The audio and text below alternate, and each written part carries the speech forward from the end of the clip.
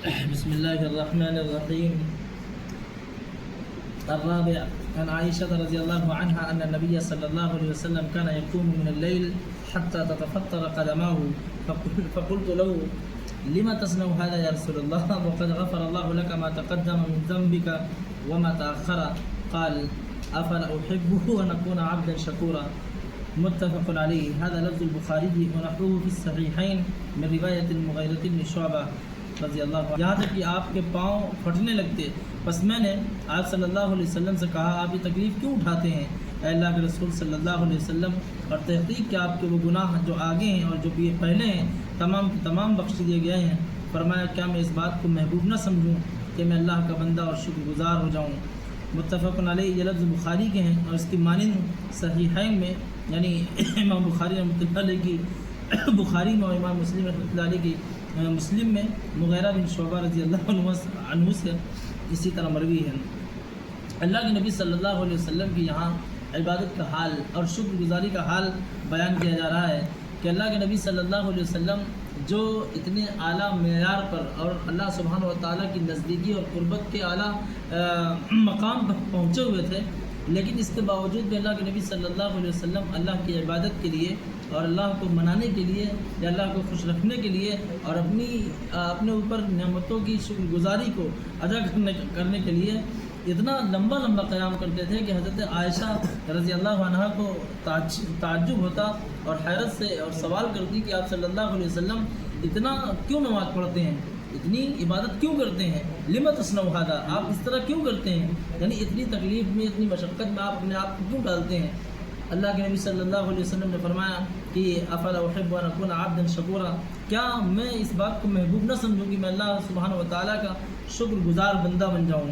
یعنی انسان کے اوپر اللہ سبحانہ و تعالیٰ کی بے شمار نعمتیں ہیں اور بہت ساری الطاف کی بارشیں ہوتی رہتی ہیں شب و روز اور دن و رات، لیکن اللہ سبحانہ و تعالیٰ کے شکر گزار بندے اللہ سبحانہ و تعالیٰ کی عظمت سمجھ کر اور اس کی ذات کے بارے میں، اس کی قدرت کے بارے میں، اس کے اوصاف کے بارے میں اور اس کے عذابات کے بارے میں یا اس کے خوف اور ڈر سے عبادت میں لگے رہتے ہیں، اس لیے کہ اللہ سبحانہ و تعالیٰ کسی طرح راضی ہو جائے اور کسی طرح اللہ سبحانہ و تعالیٰ آخرت کی زندگی میں ہمیں سرخرو اور کامیاب کر دے. یہ اللہ کے نبی صلی اللہ علیہ وسلم کی عبادت اور شکر گزاری. یہاں پر ایک لفظ ہے کہ آپ کو معاف کر دیا گیا ہے. کیا تو اللہ کے نبی صلی اللہ علیہ وسلم سے گناہ ہو گیا؟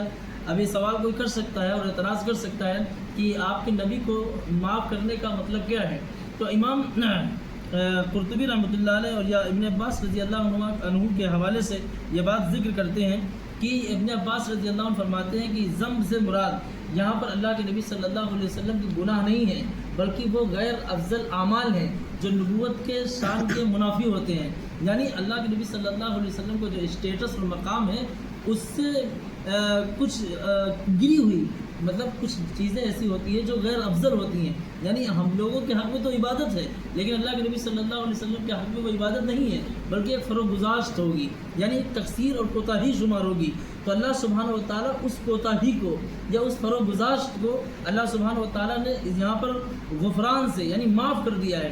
یعنی اللہ کے نبی صلی اللہ علیہ وسلم کے اللہ کے نبی صلی اللہ علیہ وسلم کی شان بلند کو دیکھتے ہوئے وہ اعمال جو حسنات، جیسی ایک قاعدہ ہے کہ حسنات الابرار سیئات المقربین، یعنی جو نیک لوگوں کی عبادتیں ہوتی ہیں یا حسنات ہوتی ہیں یا نیکیاں ہوتی ہیں وہ مقربین کی گناہ ہوتے ہیں. سیئات المقربین یعنی اللہ کے نبی صلی اللہ علیہ وسلم سے وہ کوتاہیاں جو بھول چوک میں کسی انداز سے ہو گئی ہیں، تو اللہ کے نبی صلی اللہ علیہ وسلم کو اللہ کے نبی صلی اللہ علیہ وسلم کو اللہ نے وہ بھی معاف کر دیا ہے. یعنی اگلے پچھلے تمام کے تمام فروگزاشت اور کوتاہیاں اللہ نے آپ کی معاف کر دی ہیں. لیکن اللہ کے نبی صلی اللہ علیہ وسلم اس کے باوجود بھی عبادت کر رہے ہیں.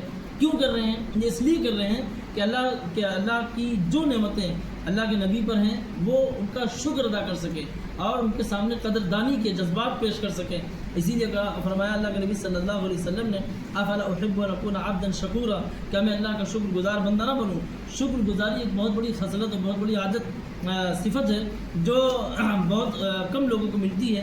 اسی لیے یہاں پر حضرت علی رضی اللہ عنہ فرماتے ہیں کہ کہ عبادت کرنے والے 3 طرح کے لوگ ہوتے ہیں. عبادت کرنے والے یعنی عابد 3 طرح کے ہوتے ہیں. ایک تو ہوتا ہے ایک ہوتی ہے سوداگروں کی عبادت, ایک ہوتی ہے غلاموں کی عبادت, ایک ہوتی ہے آزاد بندوں کی عبادت. یعنی 3 کیٹیگری ہیں. اب جو پہلی کیٹیگری کے لوگ ہیں یعنی سوداگروں کی عبادت, حضرت علی رضی اللہ عنہ فرماتے ہیں یہ وہ لوگ ہیں جو جنت کی لالچ میں عبادت کرتے ہیں یا جنت کے آرزو اور تمنا رکھتے ہوئے عبادت کرتے ہیں. تو یہ لوگ اس کے انعامات کے لیے لالچ کرتے ہیں, سوداگروں کی عبادت ہے. اور غلاموں کی عبادت وہ ہے کہ عذاب الہی سے ڈرتے ہوئے, اللہ کے انتقام سے ڈرتے ہوئے, اللہ کی پکڑ سے ڈرتے ہوئے, جہنم کے ہولناک عذاب سے ڈرتے ہوئے عبادت کرتے ہیں. یہ غلاموں کی عبادت ہے. اور نمبر 3 آزاد بندوں کی عبادت جو ہے وہ ان لوگوں کی عبادت ہے جو اللہ کو صرف راضی کرنے کے لیے اور اس کے شکر کی ادائیگی کے لیے نمازیں پڑھتے ہیں یا عبادت کرتے ہیں. نہ انہیں جنت کا لالچ, نہ انہیں ثواب کی تمنا, کچھ نہیں. بس اللہ سبحانہ و تعالی ہم سے راضی ہو جائے اور ہمارے اوپر جو ذمہ داری پڑ رہی ہے شکر کو لے کر یا اللہ سبحانہ و تعالیٰ کی نعمتوں کو لے کر دیکھتے ہوئے, تو اللہ سبحانہ و تعالیٰ کی یہ ادائیگی شکر کے لیے جو لوگ عبادت کرتے ہیں وہ آزاد بندوں کی عبادت ہے. یعنی کسی بھی چیز کا انہیں خوف اور خطرہ یا لالچ نہیں ہوتا ہے, وہ صرف اپنے مقصد کو یعنی اللہ سبحانہ و تعالیٰ کی رضا اور اس کی خوشنودی کو سامنے رکھتے ہیں اور عبادت کرتے ہیں.